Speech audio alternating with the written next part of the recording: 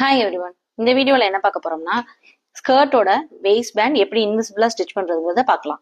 அதுக்கு ஃபர்ஸ்ட் இந்த ஸ்கர்ட்டோட hip round சைஸ்ல நான் வந்து பேண்ட் எடுத்திருக்கேன். 1.5 இன்ச் எக்ஸ்ட்ரா மேலே ஸ்டிச் பண்றதுக்கும் நம்ம ஸ்கர்ட்டோட வச்சு அட்டாச் பண்றதுக்கும் ஹாஃப் இன்ச் எக்ஸ்ட்ரா விட்டு எடுத்திருக்கேன்.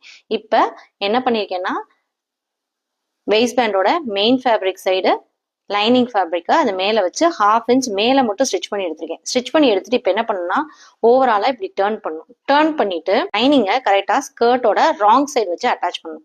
அட்டாச் பண்ணதுக்கு முன்னாடி இந்த ராயேஜை கவர் பண்ணுறதுக்காக ஒரு சின்ன ஃபோல்ட் பண்ணிக்கணும். ஃபோல்ட் பண்ணி ஸ்டிச் பண்ணி கூட எடுத்துக்கலாம். லைனிங்கை மட்டும் லைனிங் சைடு நம்ம இப்போ அட்டாச் பண்ணி எடுக்கணும்.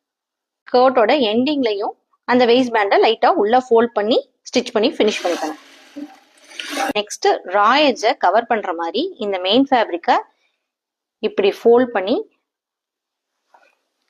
இங்க ஒரு 1/2 இன்ச் உள்ள மடிச்சு கரெக்டா நம்ம ஏற்கனவே ஸ்டிச் பண்ணிருக்க இந்த லைன்ல வர மாதிரி இதை மேல வச்சு ஸ்டிச் பண்ணணும்.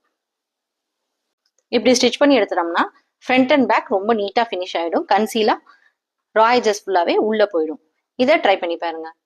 தேங்க்யூ. Keep supporting me.